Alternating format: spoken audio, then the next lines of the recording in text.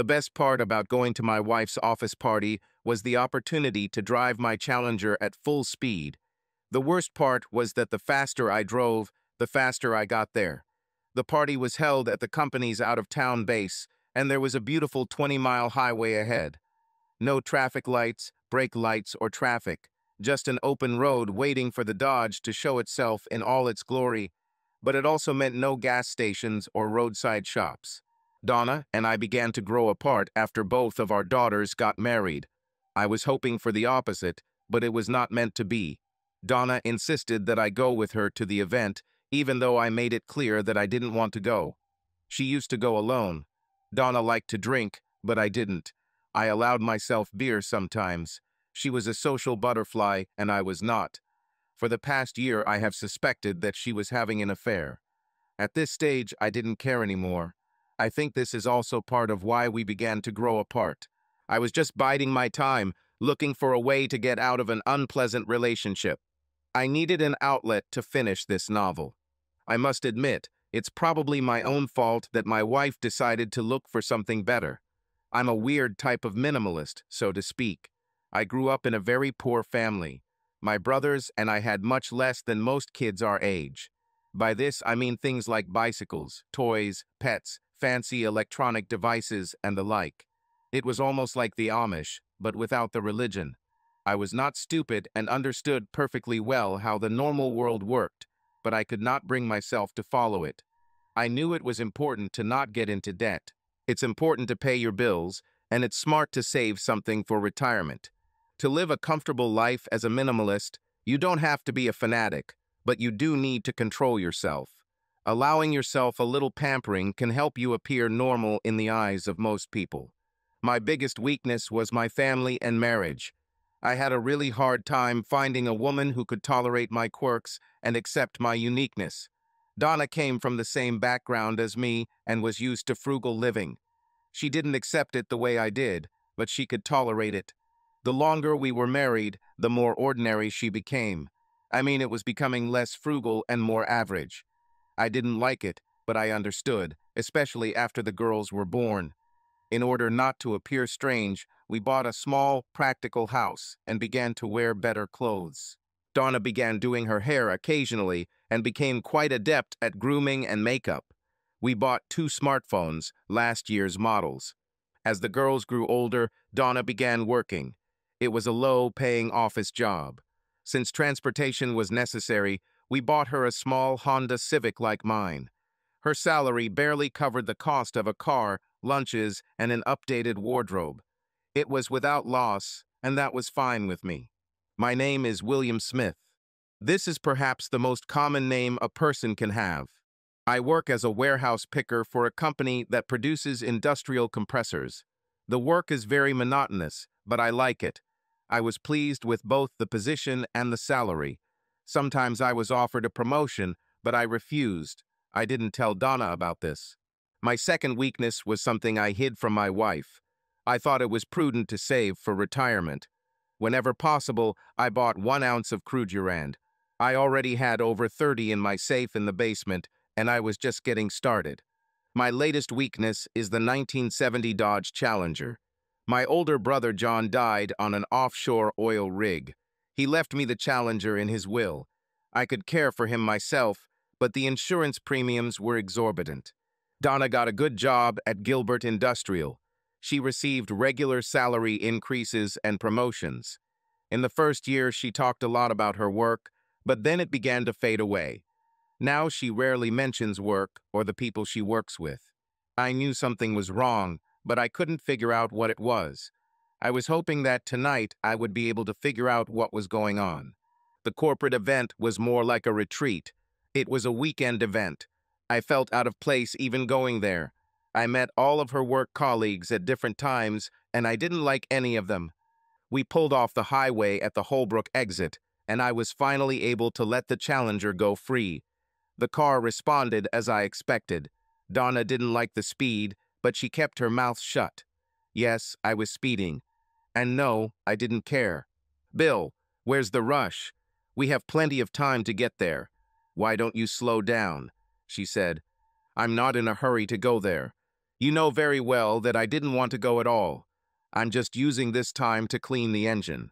She needs to be allowed to work periodically, I answered. Please try not to be boring. This weekend is important for my career.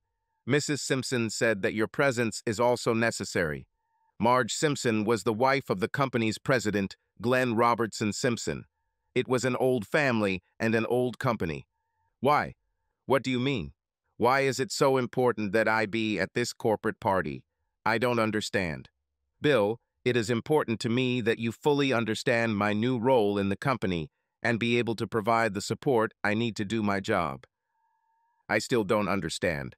I'm sure Mrs. Simpson will be able to explain this to you when we get there. I've always supported you before. Why is everything different now? My new position has many unique responsibilities. Marge said you have to go into them little by little to fully understand them.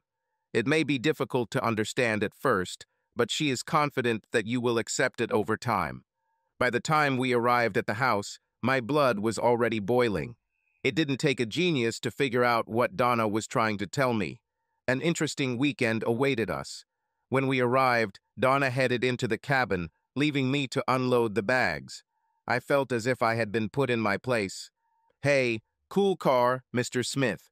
Is this the 70th or 71st year? It was Toby Wallace, the company's errand boy. Hello, Toby. How are you? This is the 70th. Toby introduced me to his wife, Bonnie. They were sitting on the porch, although it seemed like everyone else was inside. I took a quick look around the parking lot and counted about 16 cars and one beat-up old truck at the end of the lot. We spent the next 5 minutes discussing the Challenger. What are you doing outside? Why aren't you and Bonnie inside with the others? This is not our company, Mr. Smith. We had hoped to leave early, but Mrs. Simpson insisted that we stay. We arrived early today to help with the preparations. The caterer left about an hour ago. You'll have to explain what's going on. Something strange, but I don't know exactly what. I don't want to upset you, but it seems like it has something to do with your wife. Will you stay the whole weekend?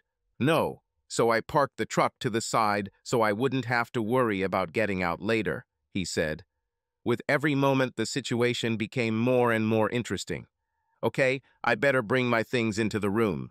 Let me know before you leave, okay? Certainly, Mr. Smith. Be careful. Don't do anything stupid.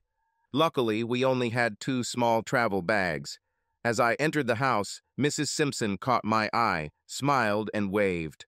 Donna was waiting for me upstairs and looked a little annoyed that I hadn't come in for so long. Finally, Bill, we have a few hours to get ready for the evening.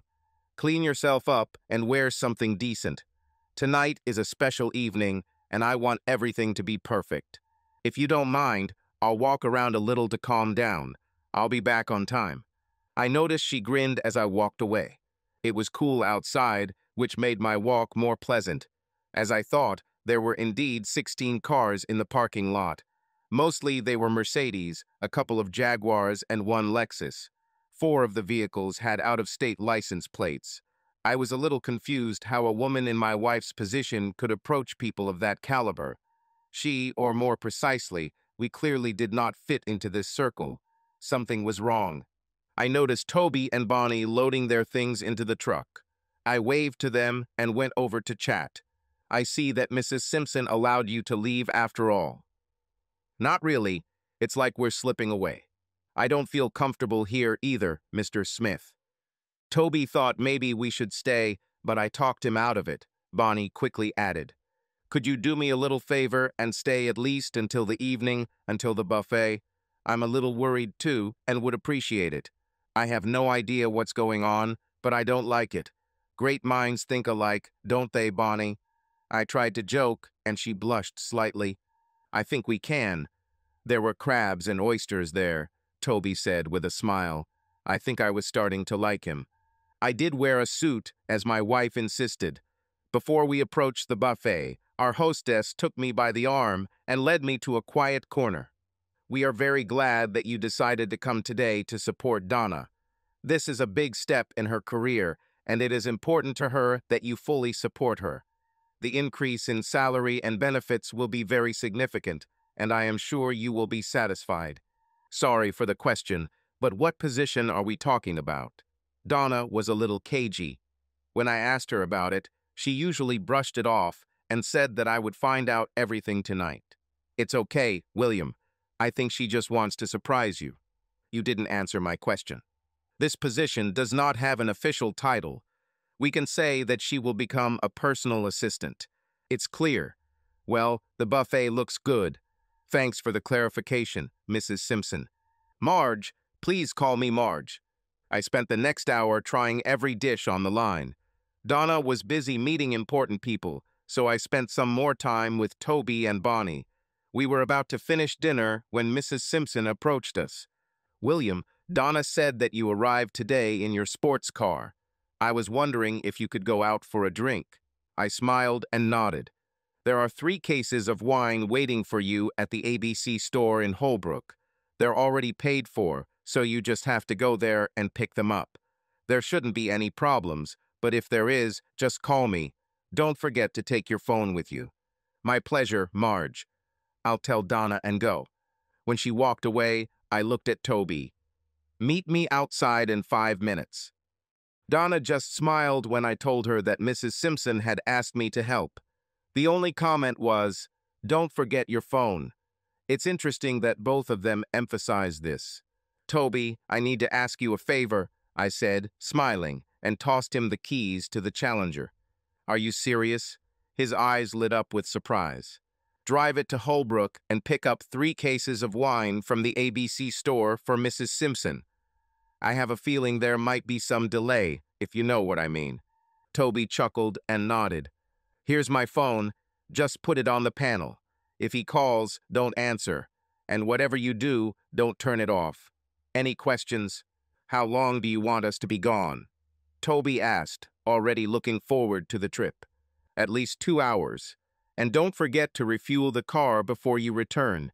Enjoy. It was quite chilly outside, but I had put on a comfortable jacket and thought I had plenty of time to wait for Toby to return.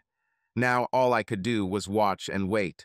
From different parts of the back veranda of the house, one could see most of the inside of the house, but at the same time remain unnoticed. It would be nice to have a thermos of coffee with me, but I didn't think about this point in advance. I found a convenient place from where I could monitor what was happening inside and made myself comfortable. Donna, as I expected, was the center of attention. I still didn't know why, but I had my guesses. She smiled, laughed, and chatted like a movie star at a reception. After about 20 minutes, Mrs. Simpson and Donna looked at Donna's phone. I knew exactly what they were doing checking my location. Thanks to Toby, I was almost in Holbrook. Both women smiled, and Marge Simpson raised her hand as if to say something. Unfortunately, I couldn't make out her words, but everyone in the room seemed to be listening with quiet approval. It seemed as if there was even faint applause. Then Glenn Robertson Simpson himself came up. He took Donna's hand, and together they walked towards the main stairs. Stopping midway, he raised their clasped hands in the air as if they were celebrating some kind of victory, and they both laughed. I could hear applause breaking out below as they walked up the stairs. I had about an hour to wait until the Challenger returned. I decided to take my time and enjoy the moment. I always had my favorite buck pocket knife with me, a gift from my daughters about 10 years ago. Good steel holds an edge well.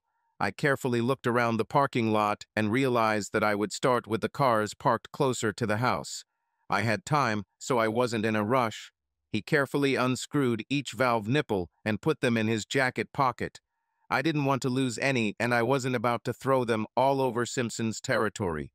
16 cars, 64 nipples. There was almost an hour left before Toby returned. What else could I do? What else can you think of?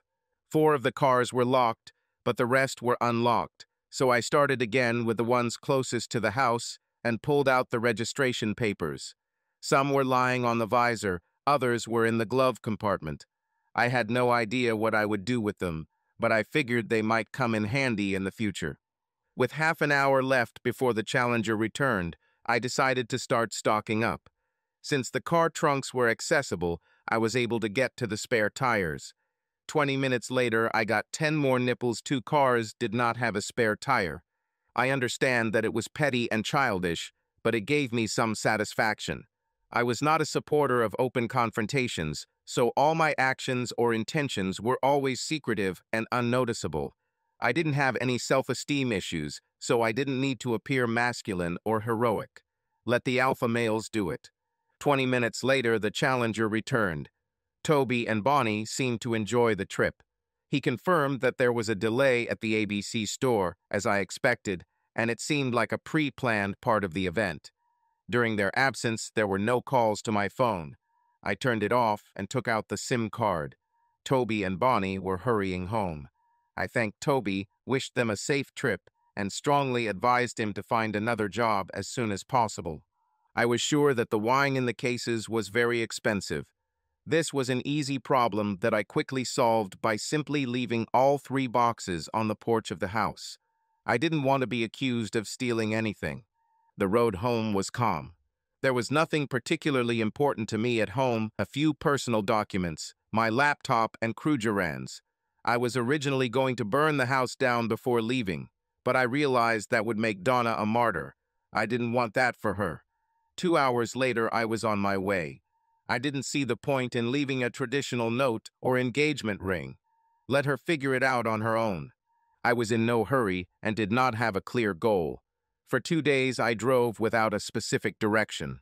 On Monday morning, I called work and handed in my resignation. I asked that my last check be sent to my parents' address in Carlisle. They didn't like that I quit without notice. I apologized, but did not explain myself. You can always count on a good breakfast at Waffle House. On the way, I bought the local newspaper Merchandiser and found an interesting advertisement for employees at a local supermarket. They needed someone to stock the shelves from 10 in the evening to 6 in the morning. After breakfast, I stopped by the store. It was in an eclectic old neighborhood of Chattanooga. I spent the next hour driving around the area. There were many old craftsman-style homes and a few mobile homes. I could live in a small trailer, but I was hoping for something better. And then, unexpectedly, I came across an advertisement for a garage apartment for rent. I had not yet found out about the job at the supermarket, but I didn't want to miss out on the apartment. The garage was not included in the rent, but when I offered to pay an extra $50 a month, the owner agreed. It was a small studio apartment with a half bath. There was modest furniture, a bed, a chest of drawers, a table, and chairs. The rental price and location were right for me, so I took it. I'll solve the problem with the bathroom later. At least the challenger now had a home. Working in a supermarket was a different story. They had a lot of applications, but few candidates they would trust to shop for the night. I explained my situation to the owner and didn't beat around the bush. The decisive factor in getting the job was that I offered to work informally without insurance and for $1 less than they planned to pay. I wasn't even asked to provide my social security number. I was pleased, and so were they. It was only a 10-minute walk to the store. I spent the rest of the day settling into my new home. The owner gave me an access code to his internet, which was nice. After a quick visit to the local Goodwill, I purchased kitchen supplies and a small microwave. I also bought bed linen and cleaning products. That same evening, I canceled my insurance policies. I decided not to mess with bank accounts and credit cards. What damage can she do? Both of our daughters were already married. This made my decision to leave easier. There have been no grandchildren yet, but I think that won't be for long. I called my daughter Laura and told her that everything was fine. I asked her to be ready to help her mother if needed. Laura knew I had left, but Donna didn't tell her anything else. She promised to tell Sister Linda. I deleted all calls from my wife and turned off the phone again. I needed a shower, but maybe tomorrow. Not everything was perfect. I needed to find a safe place for my gold. I understood that what I had was not significant by general standards, but it was important to me. For some strange reason, I decided to rent a safe deposit box from a bank in Huntsville, Alabama. I was hoping this place wouldn't be able to connect with me in Chattanooga. Of course, I was completely wrong, but I felt like I had at least tried. The drive there took almost 2 hours, but that didn't bother me. The garage in my new home was fairly secure, but I still installed a new deadbolt and a heavy-duty lock just to be sure. I had to protect my child. It didn't take long to settle into a new job. For the first 3 nights, a man worked with me, and then I was left alone. I didn't have to deal with the produce or the meat department. The biggest challenge was working with frozen food. After the first 2 weeks, I had everything under control. For a $20 fee and $10 a month, I signed up for a Planet Fitness membership, which solved my shower problem. The only downside was that you had to provide a credit card number. To do this, I had to go back to Huntsville to open a credit card at a new bank. I began to understand how difficult it is to completely disappear from the system. Some adjustments will be necessary. I didn't know how actively Donna would try to find me, or if she would even do so. To hell with him. I will deal with this problem when it arises. I soon got the hang of my routine. I started work at 10 p.m. and finished at 6 a.m. Planet Fitness was a 20-minute run or 30-minute walk. Initially, I signed up there just for the shower, but gradually I began to use other exercise equipment. By the end of the first month, I was working out in the gym for almost 2 hours every day. I felt better and started to lose some weight. I never considered myself fat, but I was a little flabby. It was nice to get back into a routine. I got used to the new job and liked it. The work was monotonous, but at the same time different. It's hard to explain, but I think you understand what I mean. I did my job, and they left me alone. The gym turned out to be a good choice. I soon figured out which exercises I enjoyed and which ones I avoided. I realized that I didn't get any pleasure from lifting heavy weights. Since I ran to the gym every day, treadmills did not interest me. I started each day with a Planet Fitness circuit workout that took about 30 minutes. I then spent 20 minutes on the C2 rowing machine, 20 minutes on the stepper, and finished with 20 minutes on the upright bike. I never bought a TV, but I did buy a used desktop computer with a nice monitor. My daily entertainment mainly consisted of watching YouTube videos. I haven't done much cooking, but my eating habits have changed slightly. Although I didn't plan it, I started leaning towards the ketogenic diet. Combined with my weird work hours, I realized I was also practicing a bit of fasting. After 3 months, I felt better and lost weight. It was time to call my daughters again. This time, I called Linda. "Hello, Linda, it's Dad. Well, finally, we were all worried about you. Are you okay?" "Yes, everything is fine. Don't worry about me. I've always been good at taking care of myself. I'm calling to see how Mom is." "Mom is fine. It looks like she got a promotion at work and is very happy, but she's very angry with you. She said that you abandoned her during the celebration of her promotion and left the house like a resentful boy. These are her words. She said that you are jealous of her success. Sorry, but I have nothing to add. Until she decides to tell you the truth, that's all I can say. She also said that without your income, it's a little difficult for her, but with her promotion, she can cope. I'm happy for her. Did she say anything about her new job? Only that now she earns more and travels a lot." I didn't answer. After a short pause, Linda spoke again. "Are you coming home for Christmas?" "Don't think. I'll try to send something for you and Laura." "We don't need or want anything, Dad. We'd rather you were here." "Sorry, I have to go. Tell Laura that I say hello to her. Bye." I felt a little sad.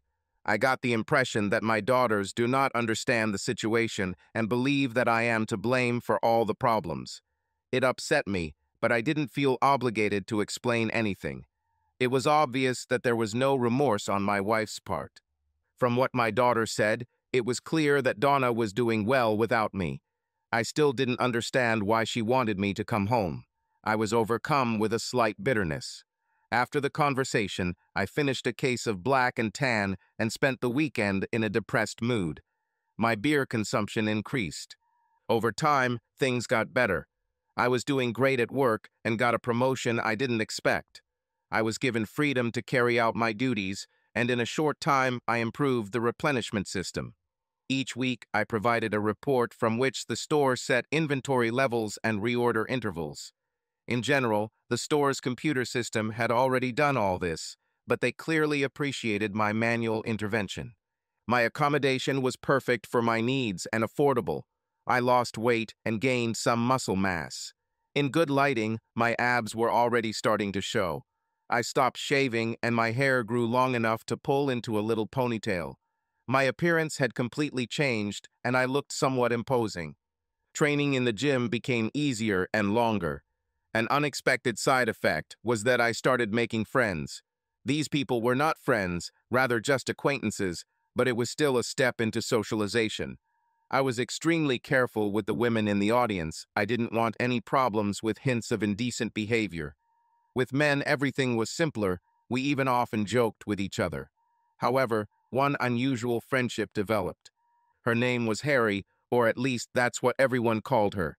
She was not particularly friendly and rarely spoke to anyone. I was the exception. She came every morning and studied intensively for at least 2 hours. This was a serious workout, not just any yoga. I figured she was in her early 40s.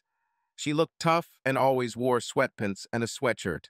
While other women sported tight latex outfits, Harry stayed true to her style. I was constantly made fun of for being the only man she talked to or even noticed. I didn't encourage her, but I didn't push her away either. To be honest, I even flattered myself a little with this attention. Several months passed, and I still had no contact with my daughters or my wife. I just couldn't bring myself to do it. During this time, I made several trips to Huntsville to add to my Krugerrand coin collection. And then everything began to change. "William, can I talk to you?" This was an unexpected start to the conversation for Harry. She always called me William when everyone else said Bill. Besides, I don't remember her ever addressing me by name before. Of course, no problem. How can I help? Actually, you can help me.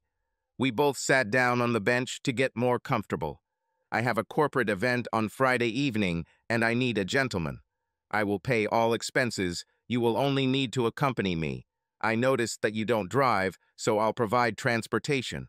If necessary, I can even reimburse you for expenses.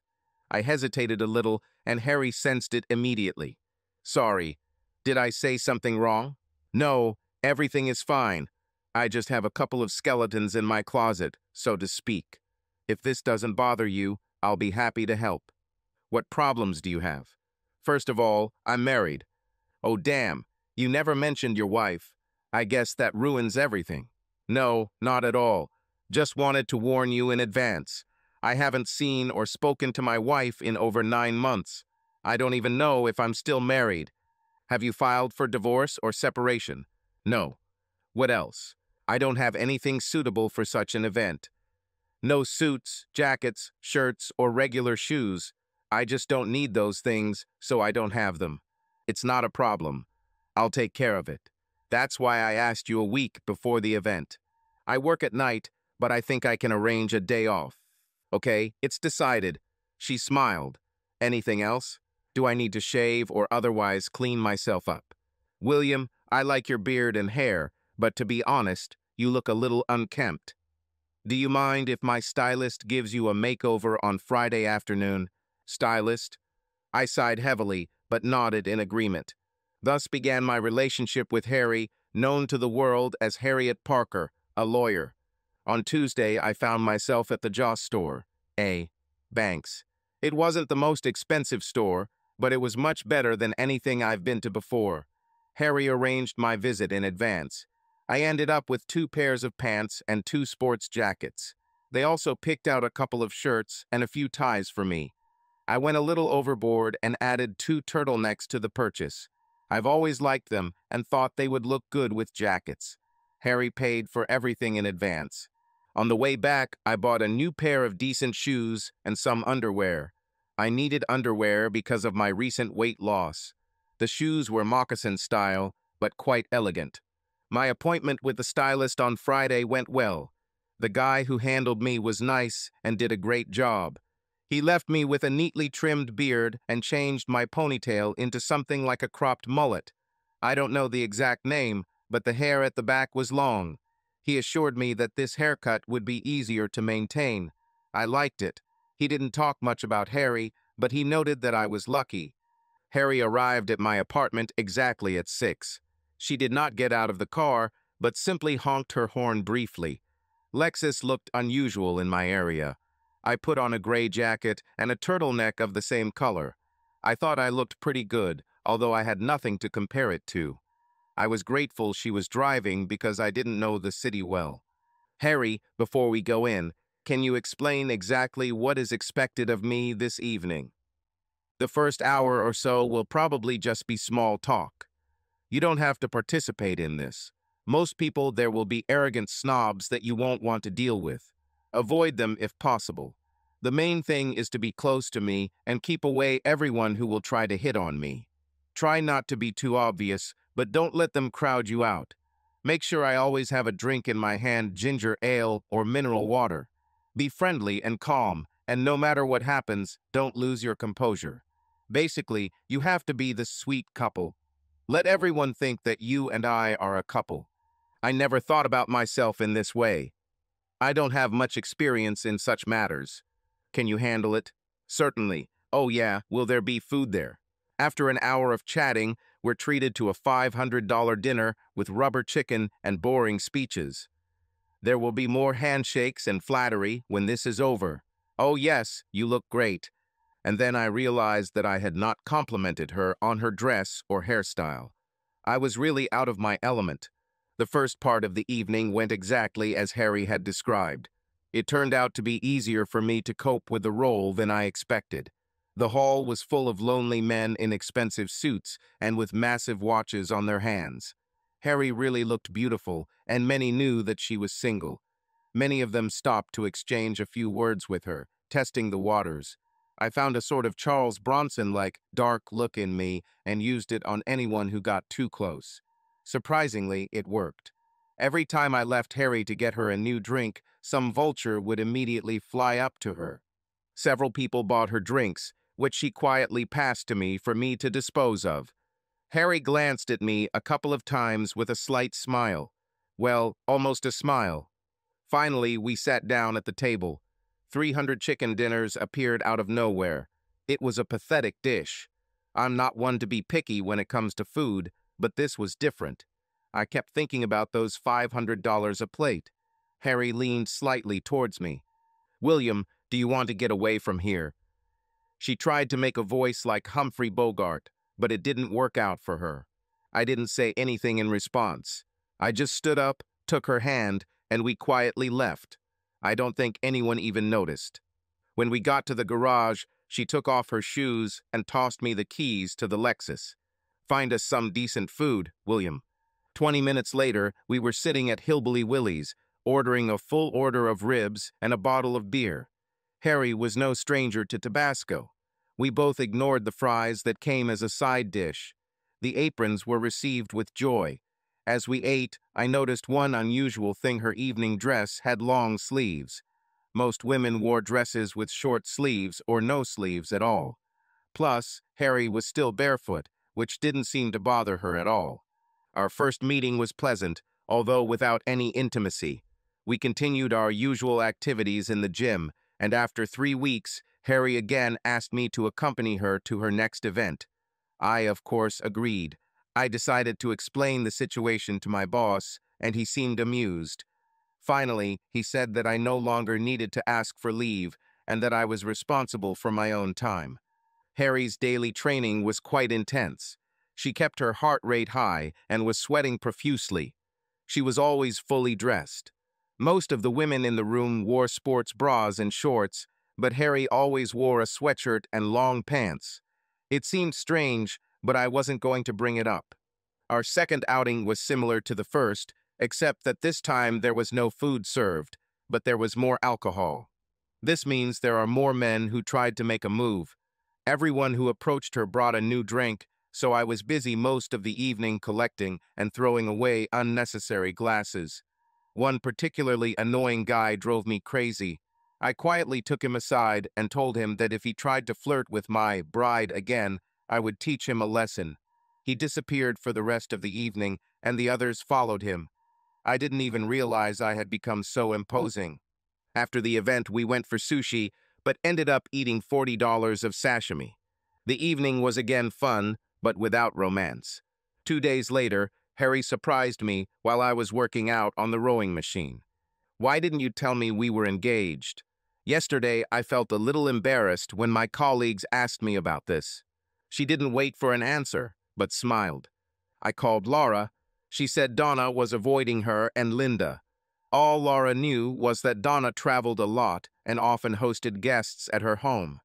I asked if her mother had filed for divorce, but Laura had no information about it. It had been several weeks since either she or Linda had spoken to her.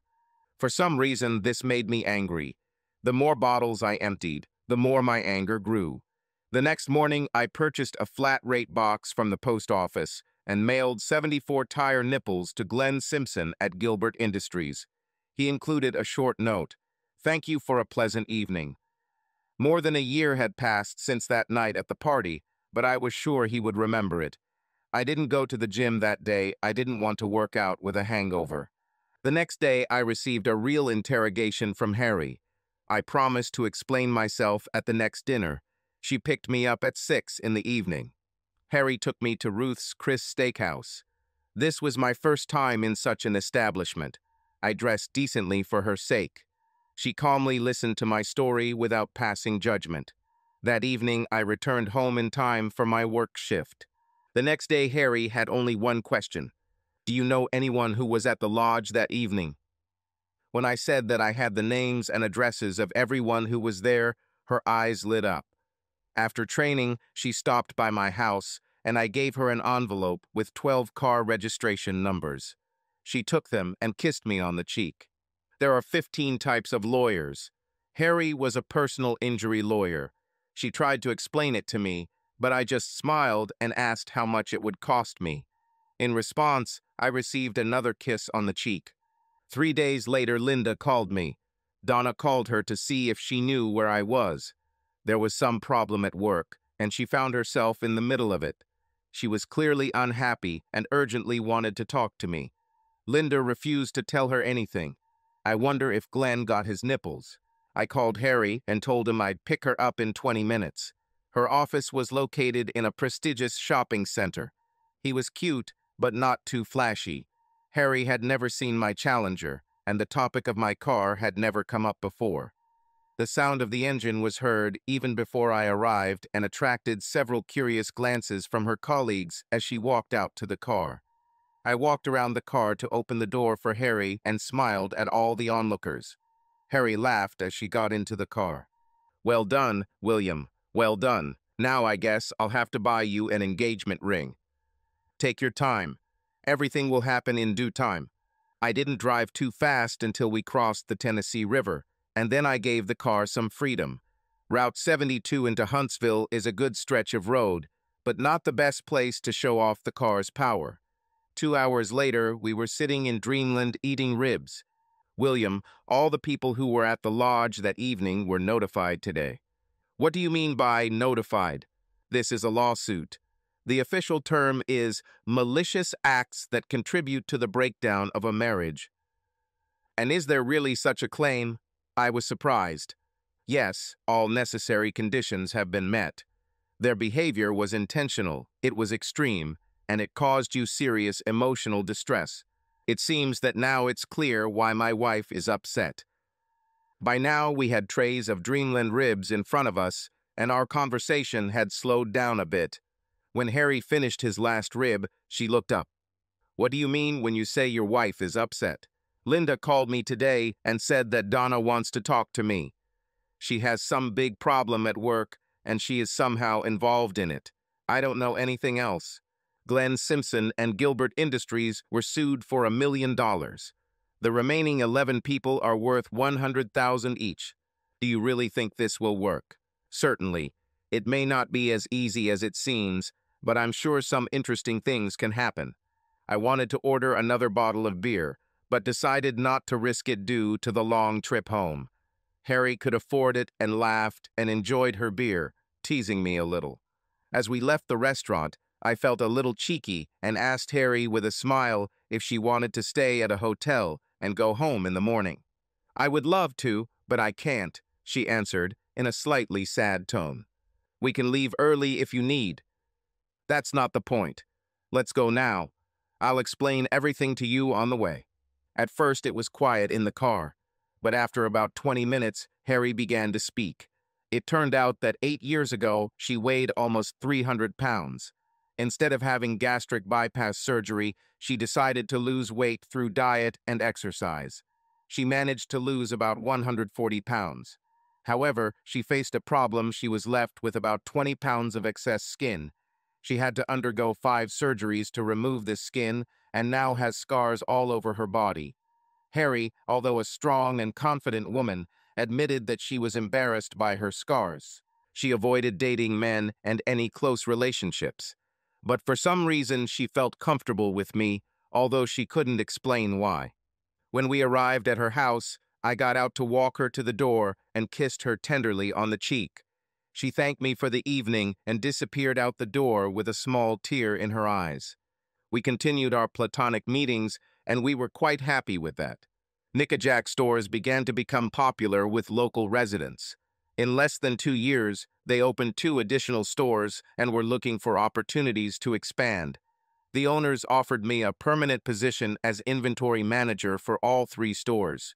However, they insisted that I become an official employee, which meant that I had to be fully legalized.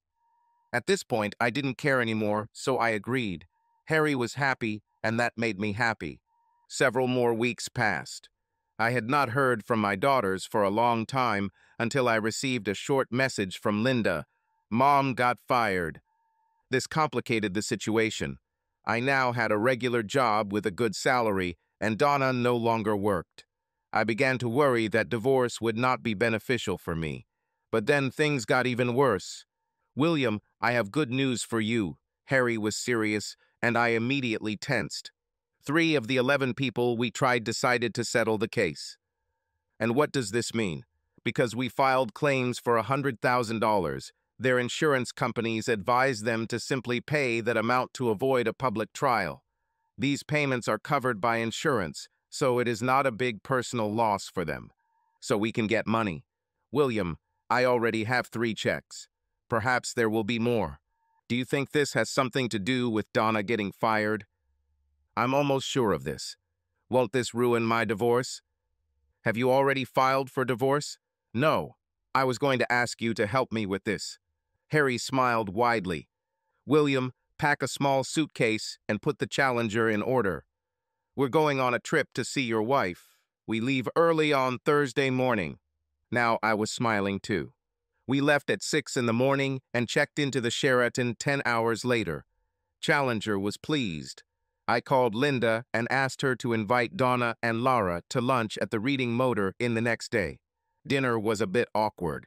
Choosing food at Red Lobster was fun, and we ended up spending more than we planned. But we didn't care because it was a kind of celebration. The conversation was chaotic and confusing. Why? We both tried not to touch on the main topic, the fact that our first night together awaited us. We were friends for over a year without any intimacy. The last thing I wanted was to make her feel uncomfortable.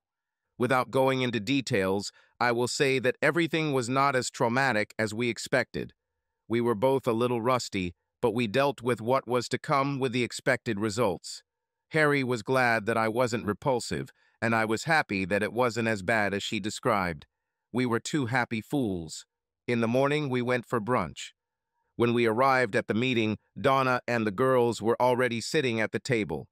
I was wearing one of my new sports jackets and a dark turtleneck. I looked good. Harry was wearing one of her light business suits, not too formal, but not exactly casual either. My wife and daughters looked at me in surprise. "Donna, Linda, Laura. This is Harriet Parker, my attorney and advocate. Harriet, this is my wife Donna and my daughters, Linda and Laura." It was awkward, but the best I could do. Before we could exchange meaningless phrases, the waiter came up to take our order. "I'm not hungry. Can I just have some coffee?" Donna spoke first. I quickly looked around at everyone at the table and came to the same conclusion. "Why don't you bring us 5 coffees and put a jug on the table?" I suggested. The waiter nodded, and everyone seemed happy with the decision. Good to see you again, Bill. Can you tell me what you've been doing for the last couple of years?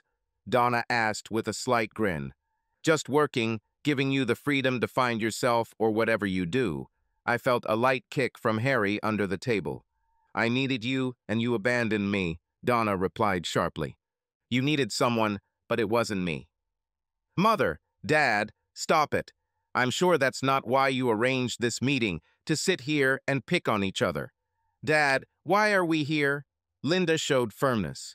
I realized that the meeting could end quickly and found myself at a dead end. I glanced at Harry, hoping for some clue on how to move forward. She ignored me, but took over the conversation. Harry took an envelope out of her bag and handed it to Donna. Mrs. Smith, this is an application for divorce. I think you will find it fair. I recommend turning it over to your attorney for review. Laura and Linda looked dumbfounded. It was obvious that they did not expect this. Donna, however, just smiled widely. She didn't take the envelope from Harry's hand, but instead pulled out her own envelope from her bag from under the table. You're stupid, oh, you're a fool, she said, with obvious triumph in her voice. I divorced you 8 months ago for leaving my family. You didn't receive a copy because I didn't know where to send it. This is the finale. I don't need everything you have. She looked at both of us boldly before she turned and walked out of the hall, leaving both envelopes on the table. The waiter brought our coffee, leaving the jug on the table as I asked. Donna had already left, leaving behind a sense of finality. I sat silently, pondering her words, until Laura broke the silence. Dad, let's stay for lunch. I heard they have great quiche here, she said with a slight smile. Harry and I exchanged glances and laughed quietly. The waiter returned with the menu and the girls, and I decided to stay. Lunch passed in a more relaxed atmosphere. Harry, Laura, and Linda chatted happily about little things while I sat in silent contemplation. I felt like I was on the sidelines of their conversations, caught up in how quickly everything was unfolding.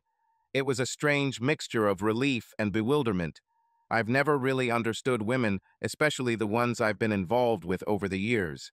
After lunch, the girls exchanged phone numbers with Harry, promising to keep in touch. I felt like this was an important step for them. They genuinely wanted to be a part of my life, even with everything that had happened between me and Donna. I said goodbye to Linda and Laura, and Harry and I returned to the hotel. When we entered the room, Harry, noticing my tension, asked, William, you look worried. Are you okay? I don't even know, I replied. All this is somehow too fast. Donna divorced me a long time ago, and it doesn't matter now. That doesn't mean you don't have the right to feel shocked, she said softly. I think I need to process this, I sighed. Harry came up to me and gently touched my arm. Everything will be fine. We'll figure this out together, she said with a smile. We started to pack our things, but Harry suddenly stopped and asked, William, I thought we were going to stay one more night. We will stay, I answered, but not here. Hurry up, get ready. An hour and a half later, we were in the small town of Elkton, Maryland. Half an hour after that, Harriet Parker became Harriet Smith. We got married at the local registry office without pomp, in silence, with a small number of guests, just with those people who were important to us. The next morning, we woke up in a cozy hotel in Luray, Virginia. We smiled at each other, still not believing that all this had happened. We were two happy fools who seemed to have found our place in life. We bought a house with a 3-car garage, but that's a completely different story. Several months passed before I learned that Donna had moved to Iowa. The reason for her move was unknown to me, but I did not look for her. Laura and Linda would tell me from time to time that things were not going well for their mother. It turned out that after her dismissal, she found herself in a difficult financial situation. I felt sorry for her, but I knew that I could not help. Harry and I are closer than ever. We enjoyed our life, although it was far from ideal. That all changed when I received a large settlement from a lawsuit against Gilbert Industries. Donna caused a real scandal when she found out that I received $2 million. However, this no longer mattered. I was free, and my life with Harry was going well. Subscribe to our channel so that your love doesn't cheat on you, and go ahead and listen to the next story, because this story is nothing compared to the next one. If you're under 18, don't even think, click to the next one. Click to the next one. Click to the next one.